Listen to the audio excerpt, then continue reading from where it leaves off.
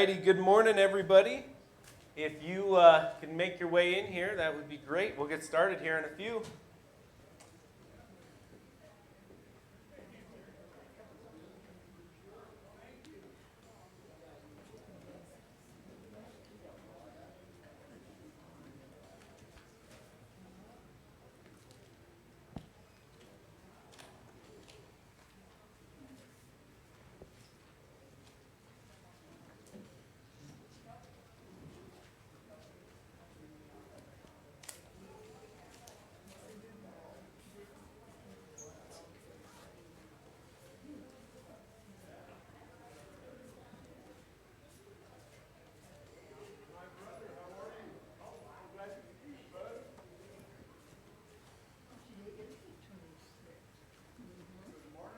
Morning, Dennis. Good morning, Harold. How was your guys' journey? It was long and grueling.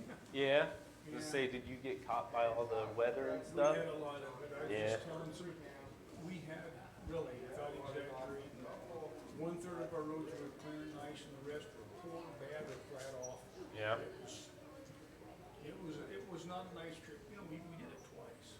Yeah. And it's right at 800 miles each way. Big trips. Yep. Glad they're over. Yeah, we got some of those plumb awful roads in Wyoming right now, too. Yes, I was on, I went to Cody yesterday, or Billings, and it had quite a few patches of, Yeah. but it was a pretty day. Yeah, it was. Yeah, we've had a couple beautiful sunshiny days.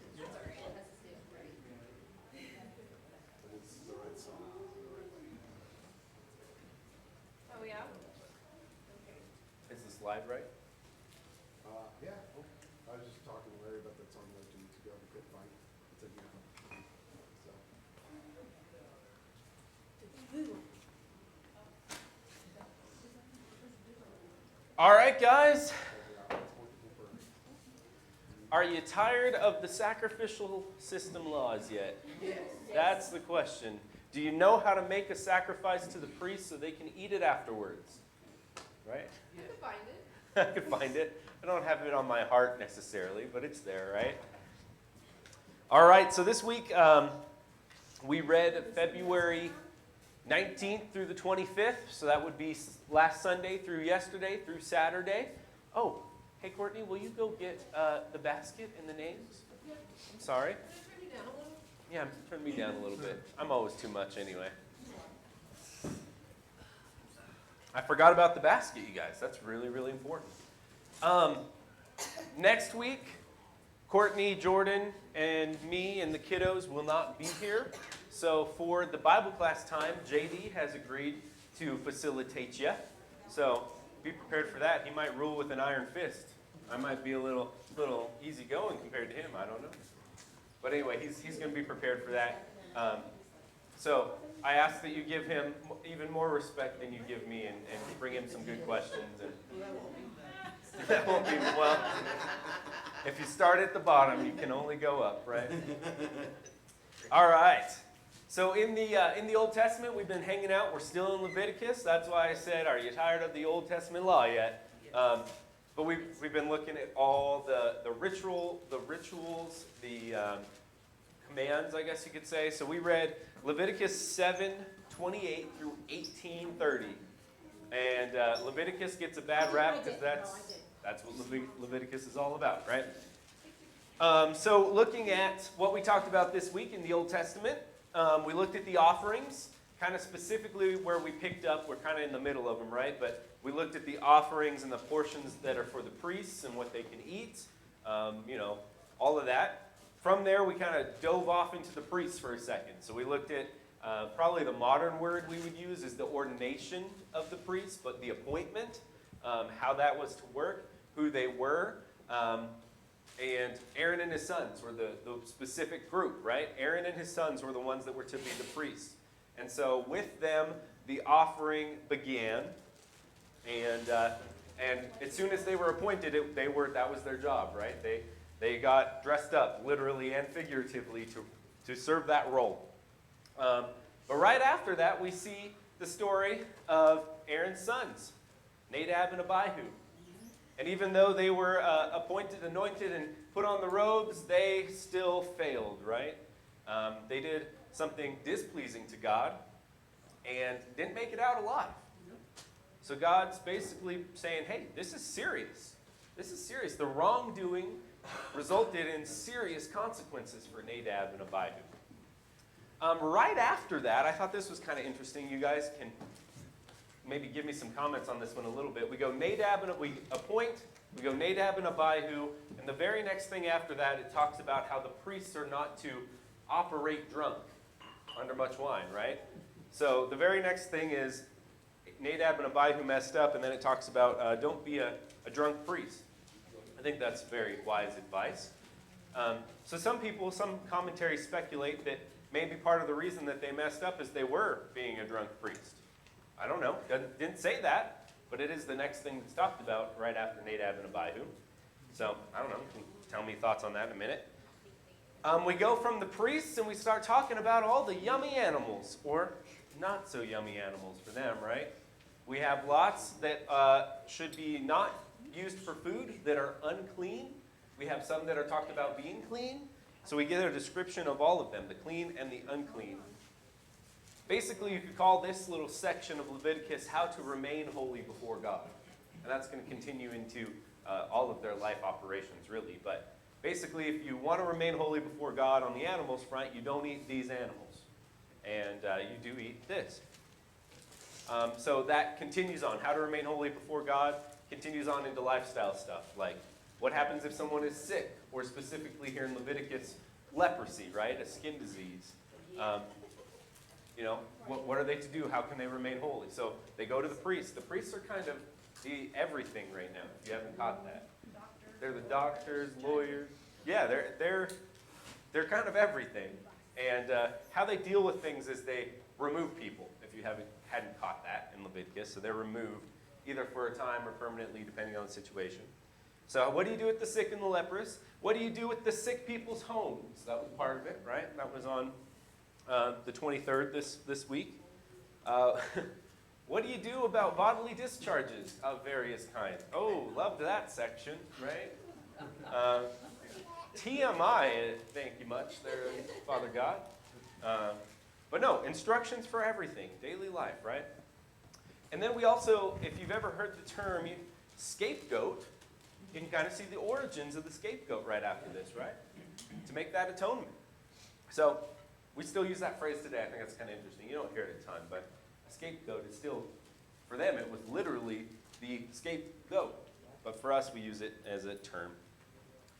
Kind of on the last day in Leviticus this week, the 25th, we read a little bit about the Day of Atonement, which was supposed to be a specific set-aside day. It's like a super Sabbath. That's how I read it. It's a super Sabbath, right? But that's just Harold's mind. It works in weird ways. And then also kind of a warning to the Israelites about, have you guys back there got the basket yet? Okay, we'll keep going that way, Larry. A warning to the Israelites about no matter where they go or where they come from, not to take the traditions of that land, which we just saw them struggling with last week with or 2 weeks ago maybe, with the golden calf basically an Egyptian god, right?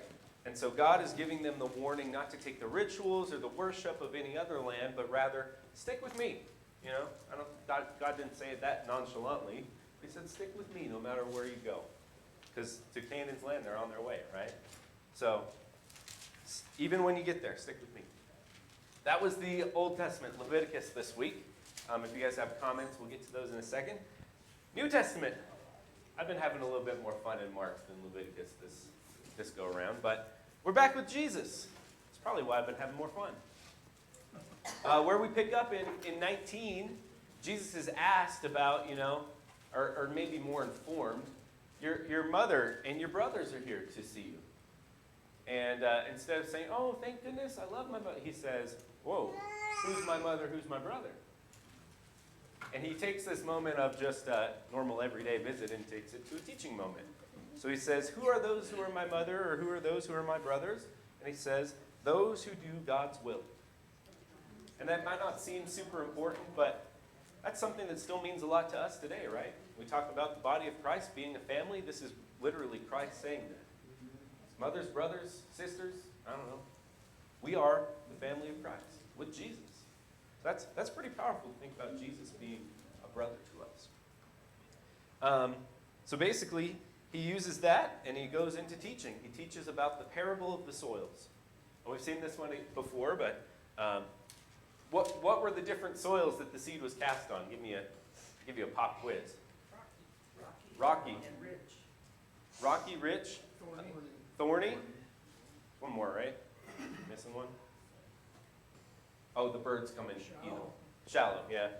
So each of these is described as a soil, and then the last one is the rich soil. That obviously the teaching point was you want to be the good soil, right?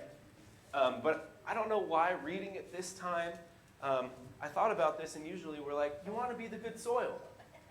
But reading it this time, I was like, a lot of times we're one of the others. And usually we just teach be the good soil, but we forget to think about, hey, we get caught up in the other soil sometimes too. We come up nice and strong and happy and on fire, and we get choked out by the worries of the world. That's what Jesus said, right? Things like that. We're the other soil sometimes too. Terry, did you have something right here? It amazed me that I hadn't really noticed it before, that the third one that fell among the thorns, it they grew up and choked the plant so they didn't bear grain. Mm-hmm. Doesn't mean that it Didn't look wasn't, good. it didn't look good. And it just made me wonder about, those of us that are here at church every Sunday, if we're not bearing fruit. I'm done. Oh, but no, I think that was, oh, by the way, I forgot to say this. Greg is our Bryce today. Give Greg a round of applause for being Bryce. Greg's going to be walking around with a microphone to help us keep this straight. Anyway, yeah, I think that was the one that made me think about it too, is they've grown up and they look strong, but they don't bear any fruit. Not to harsh on us as people, but sometimes we look really good. We come here every Sunday, Wednesday, whatever, but yet we're not bearing fruit. What Jesus says is the important part, be fruitful. So anyway, the parable of the soils hit me pretty hard this week, because whoever has ears, let him hear, right? And the apostles had to ask for clarification on that and kind of called them out. Anyway, so on the 20th, he keeps going with the farmer stories, right? He talks about the parable of the growing seed, about how it starts out small and it grows into a magnificent plant, right? And he says the kingdom of God is like the smallest of these, like mustard seed, right? And it's going to grow into something great. So he keeps going with those kind of analogies. But while he's teaching, interlaced with that, we have real life happening, right? And people are coming to Jesus because they need him. They need healing. They need casting out. We see a lot of casting out happening here in this section we read this week. The first one is probably the craziest one, and it's the demon called Legion. Why is it? Because he's not just one. He's many, right? And recognizes Jesus right away.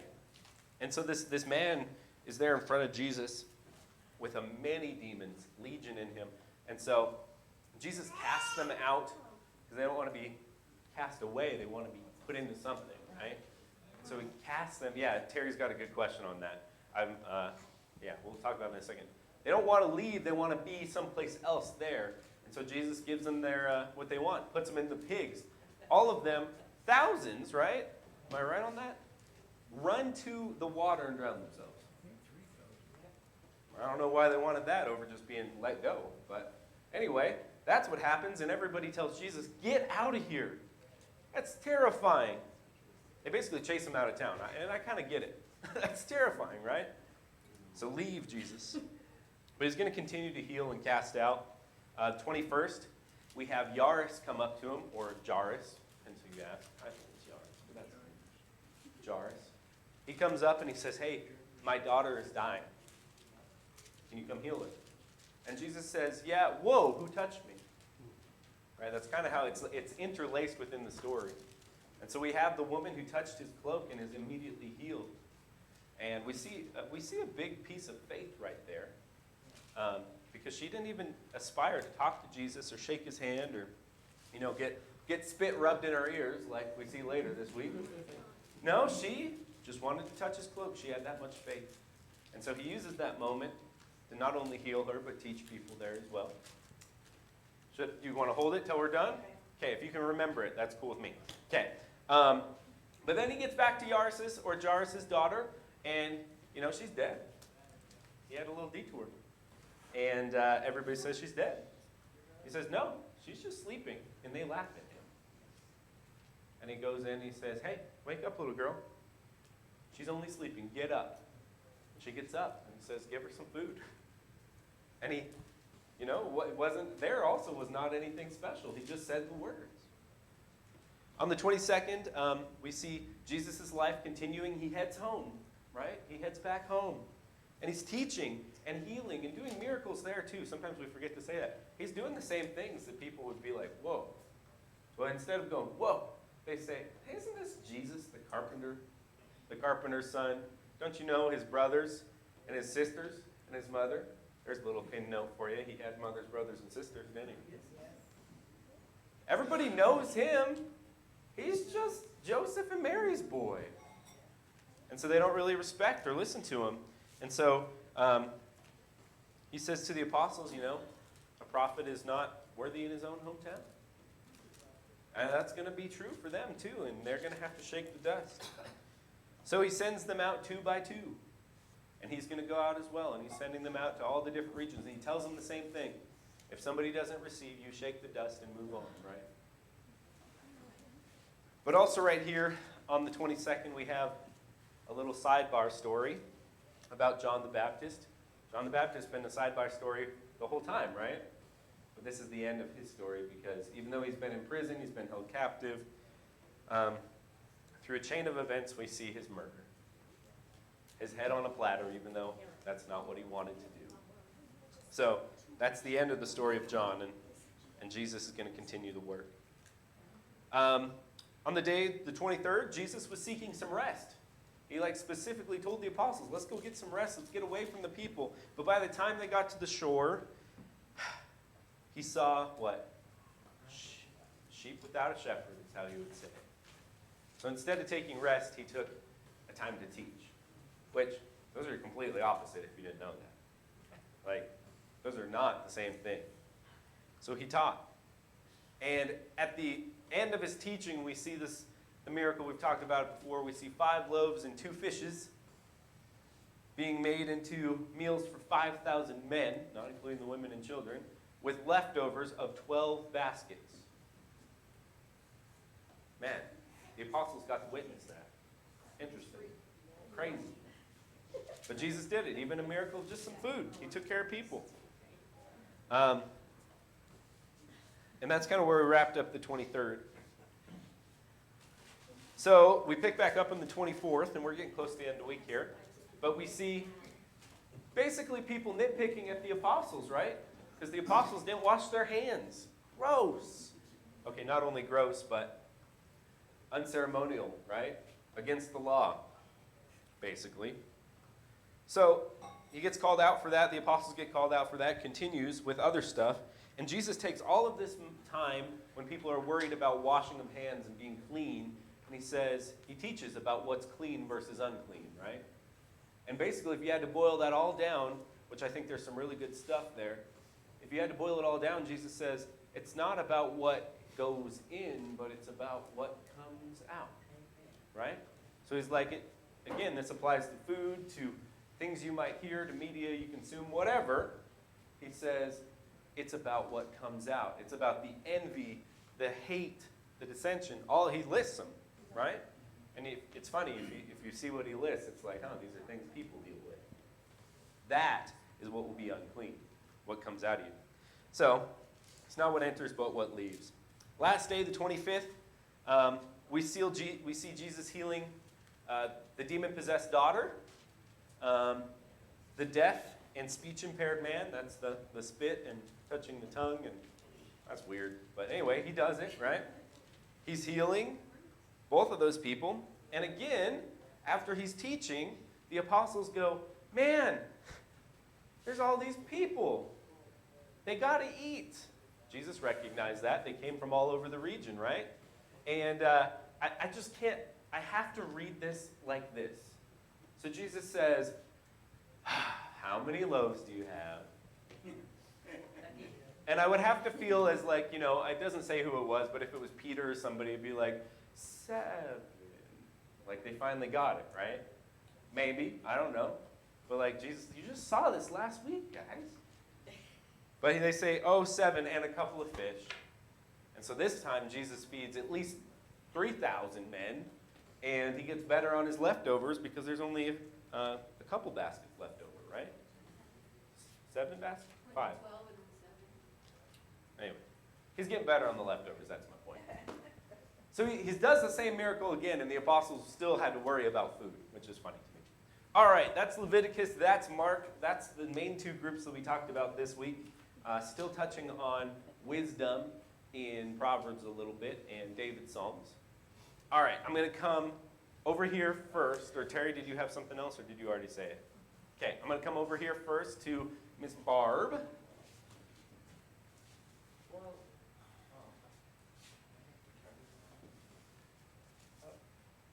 Sorry. There you go. I'm technology challenged. I always, when you're reading the different things, but the woman who touched his garment, you have to understand that this has been going on for 10 years. So she has been unclean for 10 years. What a burden to bear when you're already a woman, which was considered a burden because Yeah. you were nothing pretty much. But now you're totally unclean. So for her to get relief from the problem, but then being allowed to be back in society, and all of this because she had the belief that other people didn't. Yeah. It's just amazing to me. And the level of her faith is, it's hard to describe because all she thought she had to do was just be there, right? Yes. She didn't think, again, I said it, she didn't think she had to even shake his hand. Yeah. And, which she could, true. She was violating law just to touch Yeah, it. that's true. And so that's another good side of it too, is her faith went beyond societal law at the very least, right? And I mean, but it's also cool to see Jesus' side of it is it didn't just go unnoticed, it didn't go pass by. Jesus knew the power healed her and addressed it, right? Which is equally good. It's a big demonstration in faith, absolutely. Go ahead. We'll go Nancy and then we'll come forward, or we'll just make the zigzag forward, Mr. Gray. I have something to say on every one of my little tabs here, but Okay, well, I'll say a few. I'm gonna make sure other people can make comments. I'll say a few. I'm gonna just like skip around. Sounds good. Because I forgot my Bible last week, and I just wanted to point out, like in Yes, please. on the 18th, what was it? It just said, just pointed this out. Whoever eats any blood, that person shall be cut off from his people. They were supposed to eat it completely with no blood. And is that still true today? We can discuss that later.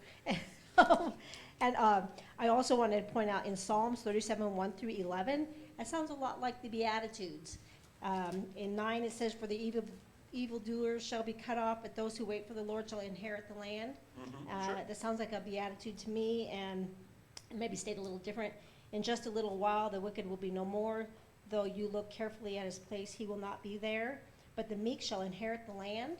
Meek is probably the word that. Yeah, beatitude here. Meek shall inherit the earth. You know what that one is? And then, and delight themselves in abundant peace. That was from the 18th. That was the end of last week. I'm going to skip to, because I'm going forward, and I wanted to mention, with all of the sacrificing and stuff, I am so glad we don't have to read 7 days of Leviticus in a row. I'm so glad it's all It's just split not up to get to something a little interesting. But I mean, I read it, I found very curious after the parable of the seed. His disciples asked him to explain it, and he said, to you has been given the secret of the kingdom of God, but for those outside, everything in parables. Why? So that they may indeed see but not perceive, and may indeed hear but not understand. Why? Lest they should turn and be forgiven. I don't understand that. So, okay, so I read a little bit of commentary on this. You guys are welcome to have, because that's a good question. That's why I looked a little bit at it too. So most commentaries are talking about those that are going to persecute him right here, right? That's what they're saying the perspective is. Not that all people won't hear and understand, because obviously he's teaching to the people, right? And so I was a little perplexed by that too. If you guys have a different opinion, again, a commentary is just an understanded opinion, right? Whether they have good understanding or not, we never know. So looking at commentaries, they were basically talking about Pharisees and Sadducees who were going to turn against him. They still had to do that. They didn't get to understand it. Some of them did. He's saying, I don't want them to believe because I don't want them to turn and be forgiven. It's just kind of like confusing. Yeah, yeah. And again, if somebody else has a comment on that, commentaries can be right or wrong. So, also, I did print off the questions from the discussion board. If, like Nancy, I don't know if you're feeling up and ready for this, but it's a good way for me to keep track of stuff, even though they printed pink this week. I don't know why. It's just that I think it's at work. All right, Jen. So I was kind of looking at February 25th, 18:1. It says, "Speak to the Israelites and say to them, I am the Lord your God. You must not do as they do in Egypt, where you used to live, and you must not do as they do in the land of Canaan, where I bring you. Do not follow their practices. You must obey my law and be careful to follow my decrees. I am the Lord your God. Keep my decrees and laws, for the person who obeys them will live by them. I am the Lord." And I think that kind of takes us to February 22nd in Psalms 40, verse 6, where it's talking about sacrifices, and David is saying, sacrifice, so I'm at chapter 40, verse 6. Sacrifice and offerings you do not desire, meaning the sacrifices are not for God's sake, they're for our sake. But my ears you have opened. Burnt offering and sin offerings you did not require. This is basically David saying that all God wants from us is to trust and obey. He wants us to trust in him and to obey his laws. And I'll take that, because this is a connection that's why it's so cool. Nancy said, I'm glad we didn't read Leviticus all in like one shot, but it's also cool to see the Psalms and then Jesus. So we're talking about the cleanliness of the camp and of the Israelites. And then we're over here with Jesus. This is connection I saw. And he's getting called out for a lack of cleanliness, right? Basically for not following this law. It's coming back to what Jen's pointing out here. Jesus says, hey, there's a bigger point here. But it's interesting how they're connected, right? And even, like you said, even the Psalms have been connected to this. So the layout of this really helps us see that. But I thought the interesting, keeping people clean in the Israelites, in the old law, versus Jesus and his disciples not being clean, but really getting the point. I thought that was an interesting parallel. That was one thing I wrote down. But with all of this, I think one of Terry's comments, Terry really used maybe Dave, I don't know. It was just the highs. God gave them a way to, not have troubles, not have infections, we still think that cleaning yourself is a valuable thing. We still think the sick, especially after 2020, we think they should be quarantined, right? And so some of these were just good advice for how to be healthy and productive people. All right, did we have one up here? Okay, up front, Mr. Greg, I think it's Terry. It is. I'm making the zigzag. I'll come back to you. I just want to give everybody an opportunity. I'm in Mark, and you were just talking about comparisons. So you see on one side of the page a Jewish woman, been unclean for 12 years, which means she hasn't been around a lot of people, because everybody she touches is unclean, and has enough faith to just touch Jesus' garment. On the other page, you see the people that he just sent out, that have been with him for years, who have had all sorts of power and have cast out demons, and they've healed people, And now when he wants to feed them, which they've already done once, they don't have enough faith after the amazing tour that they just had, they don't have enough faith to say, we can do this. Yeah. It's comical to think about, but also, would we do the same exact thing? You know, it's like, we don't know the timeline. I said a week, because that's just funny to me. You know, last week I did this, why wouldn't you think I did it this week? But you won't forget that Jesus fed 5,000 people with a guy's lunch. And they don't say to Jesus, hey, could you maybe do that again? They just say, we're gonna starve, everybody's gonna starve. You know, it's like, come on. Yeah, and it's so funny to see the lack of faith in Jesus. Again, we saw it a lot in Matthew. He's really on the apostles and the disciples for their lack of faith. All right, we'll go back to the back. Nancy's got it. Unless you have a comment, Mr. Greg. I don't want you to feel left out. Okay. Reading, we read and we understand about the unclean animals and the clean animals. But then, reading, I just wanted to point this out. It was just strange about the winged insects and what we can and we can't eat in the insect world. I thought that was like, oh my goodness. So, you can, we all winged insects that go on all fours are detestable to you. Yet among the winged insects that go on all fours, you may eat those. And I just was like, I just wanted to point that out, that you never realize he told us what insects we can or cannot eat. Yeah, so Terry put this comment on there too, but I was thinking this when I was reading. So a fly, right? A fly is unclean, according to this, right? And then we also have, if something's dead, you cannot touch it. So I thought this, Terry used like a cricket, I was thinking a fly. If a fly dies in your house, it's like a whole thing. It's not just like, oh yeah, throw that away. No, it's like a whole thing. And then coming to the eating bugs part, we as Americans, we don't embrace that so much. There was a movement a couple years back, it kind of died. Nobody likes to eat bugs. They have something they can eat, right? Do you like to eat bugs, George? Yeah. So locusts would be one of the ones they could eat. And crickets. And crickets. And now we go to the New Testament, and what does John the Baptist eat? Locusts, right? And actually, one of the commentaries said, that's a correlation there. Anyway. I'm thinking it was probably, since God's telling them, it was a common practice for them to eat it. We just don't read about it a lot. Yeah. Okay, so I want to go to my next comment in Mark, because I'm going.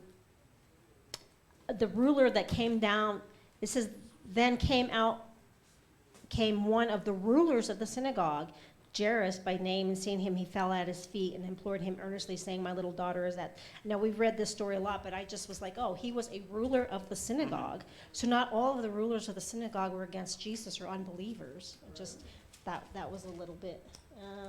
And the interesting dynamic of, even though that maybe was out of the bounds of his role, he still had the faith to go. And he fell down at his feet.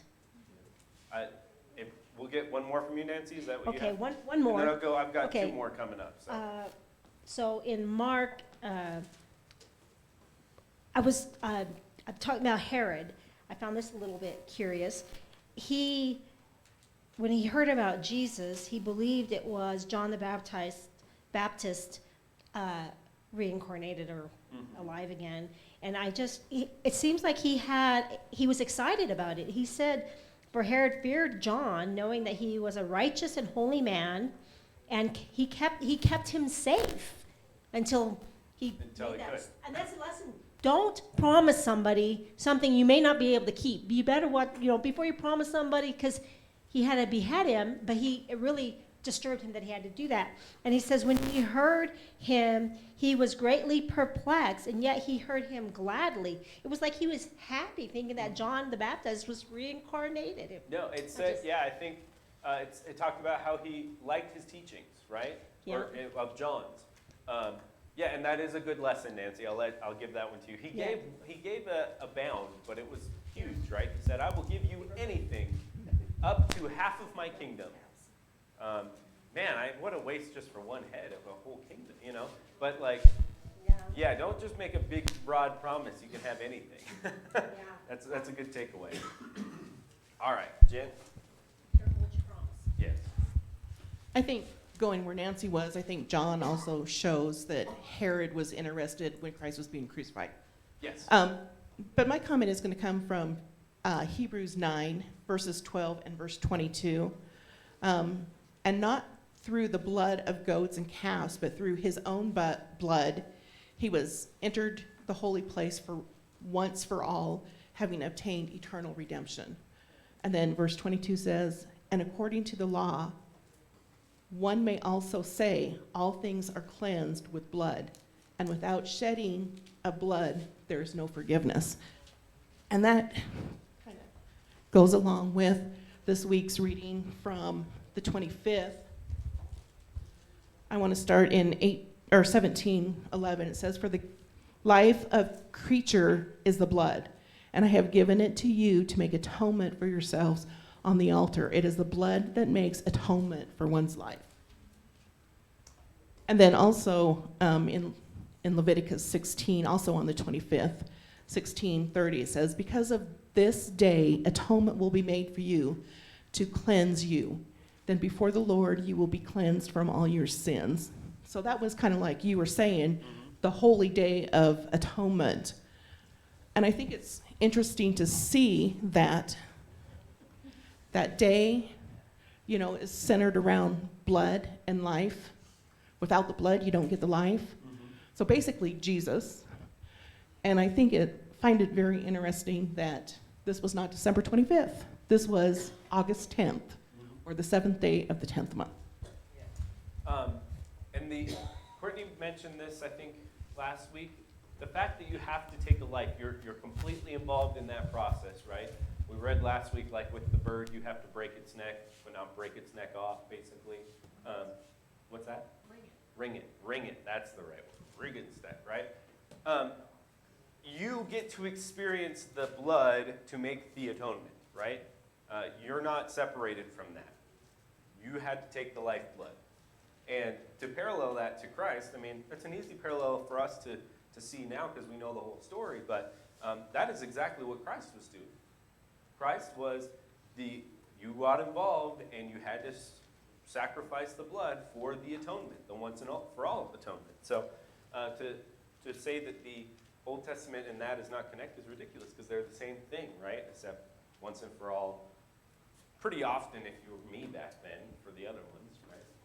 You might know too that they didn't have the science to know that life was in the blood. Well, maybe they didn't have the science, but they understood the death part, right? No, what I'm saying is what God is saying is thousands of years ahead of science coming in and saying, oh yeah, life really is in the blood. Yeah. Yeah, it's true, because they didn't know about oxygen and stuff. Yeah, it's just they knew if it was bleeding, it was dying, right? All right, Courtney, and then keep going. I just want to add to my comment last week that I didn't get to make. I was doing class. But my thing was, like, you smell the blood. You look in the eyes of a scared animal before you take its life. Like, that's heavy. And I don't think we always consider that it wasn't like, goodbye, little goat. Go make atonement for my sins. Like, it was there, right in front of you. You're watching the blood spill out. And if you're tenderhearted like me, that's a big deal. But I want to... Sorry, that wasn't what I was going to say. I was gonna bring up Nadab and Abihu, because that's something we've heard all our lives, or maybe I've heard it all my life about how strict it is, and it was very, not funny, but it's very interesting that the next chapter is about drunkenness. Yeah. And so, but the response I want to look at is the response of Aaron, because once again, what I'm always shocked by is that God isn't scared of our feelings, and we are allowed to have feelings, even anger, towards God. And I can't remember exactly where it was, but basically Moses comes to Aaron and he's like, you're not in the temple like you're supposed to be. You're going to, like, it seems like he's almost afraid Aaron's going to get the same treatment. And Aaron's like, how am I supposed to do that? My son's just died and I'm sad. I'm not right before, and God already has given me grace for this. And it was just so interesting, like the responses when something tragic like that happens. And Aaron's sad, like you can read it. You can like see it in the words that he says for the next like 2 chapters. But just that God's not scared of our feelings, and that he's a gentle God who understands that even modern times when something tragic happens, even though God allowed it to happen for his greater plan, we're still allowed to be sad or mad or however, so that we can heal from it. Because you can't heal when you're just stuffing it down. I'm not allowed to feel that way towards God. This was a really long comment. That's good. And I just, No. it's just really important.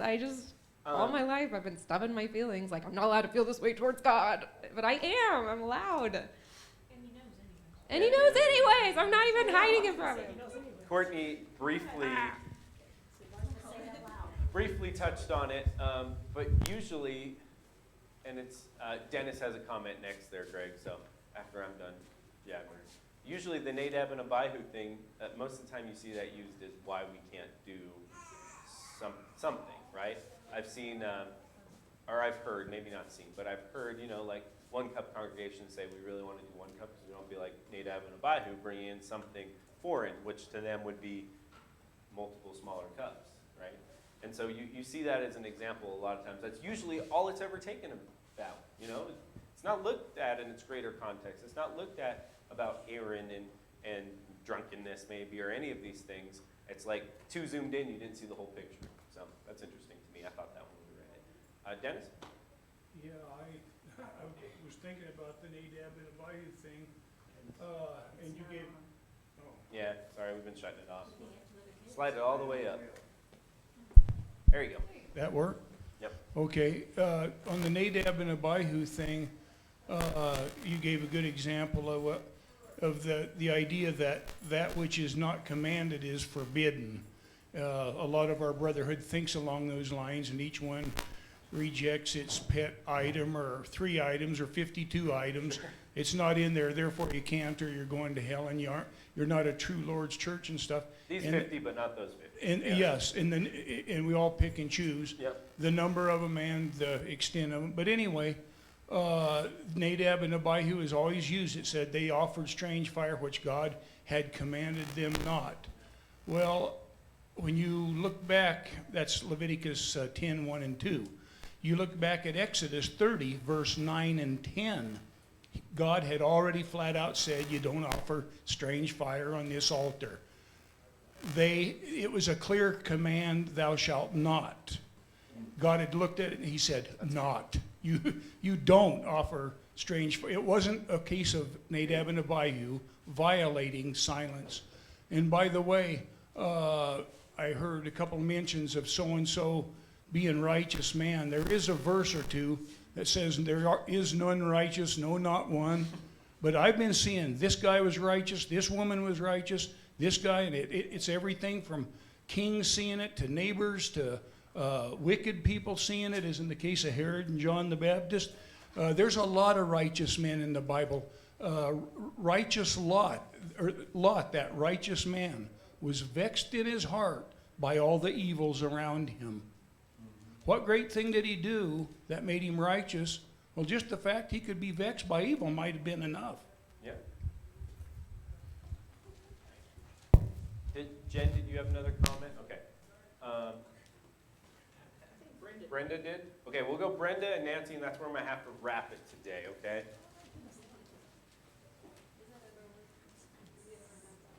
Do we ever wrap up? No. To be continued for today.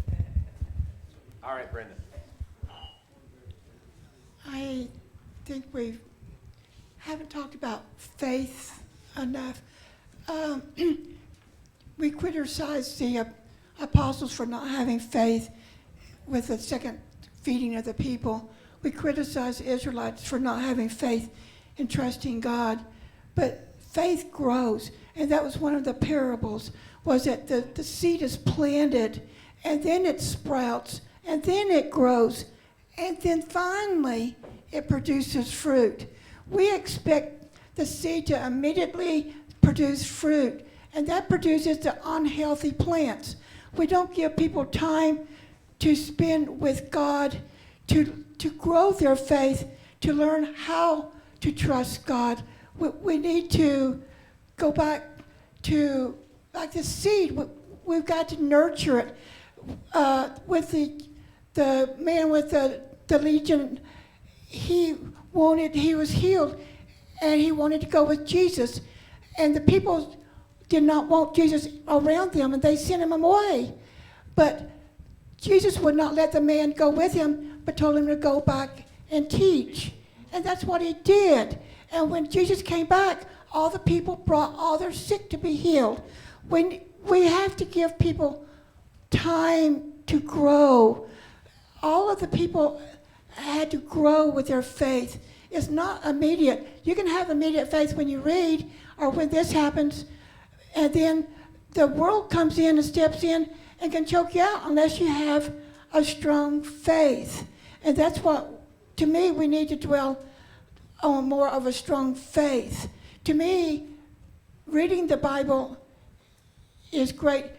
What I've always liked to do is read the chapter in the morning and be able to think about it all during the day while I'm working, and then at night reread the same chapter and be able to think about what I missed and be able to think about it during the night. We have a tendency sometimes just to hurry and read and not meditate and not dwell and not grow our faith. I just want people to grow their faith. To me, that's what we miss. And those two parables tie so good together, because even Brenda alluded to it, the getting choked out, right?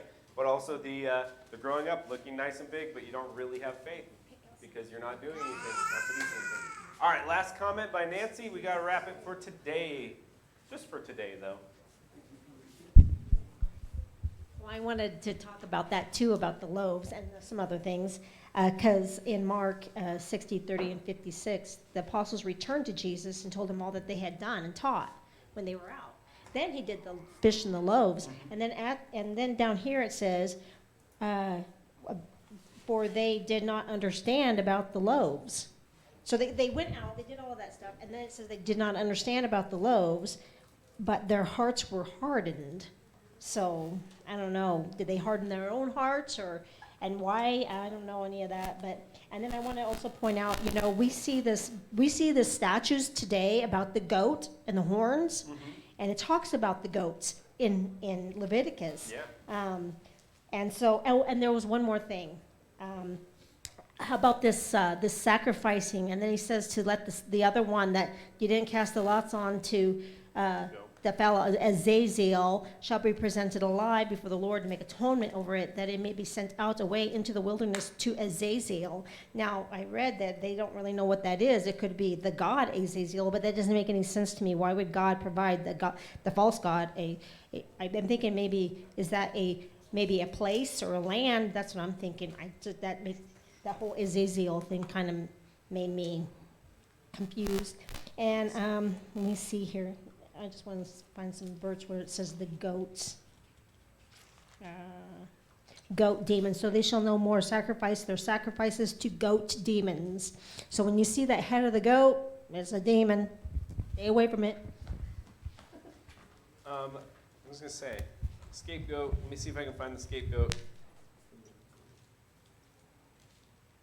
I thought mine said something about send him out of the camp, is the wording used in the NIV, but I can't find it right now. No, it's, the Leviticus 16,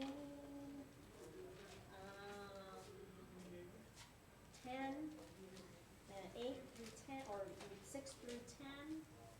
Yeah, so mine says by sending it into the wilderness, the wilderness would be the word there, right? Okay, because this is Ezekiel, and I looked at it like, what's Ezekiel? And it says, the meaning of Ezekiel is uncertain. Yeah, I would think wilderness would make sense. Possibly the name of a place or a demon. The, So I'm like, a demon doesn't make any No. sense to me, because why would God send The idea is to let it, to a demon? It doesn't make any sense. right, to let it go and be free, basically. A land. Yeah. Okay, we have to be done there today, guys. We got to pick back up here in a minute. So next week, pick up on today, February 26th, right? So 26th through the next week. Look at the progress we're making. Yeah. All right. We're almost See you a guys sixth of the in a way few through the minutes. Bible. A sixth of the way. Yeah. Look at Nancy keeping us motivated. All right. Be back in a second. Plus color. Plus free.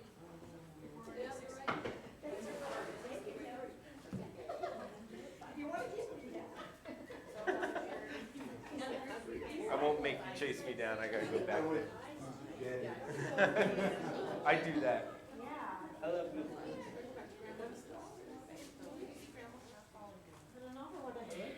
Yeah, well,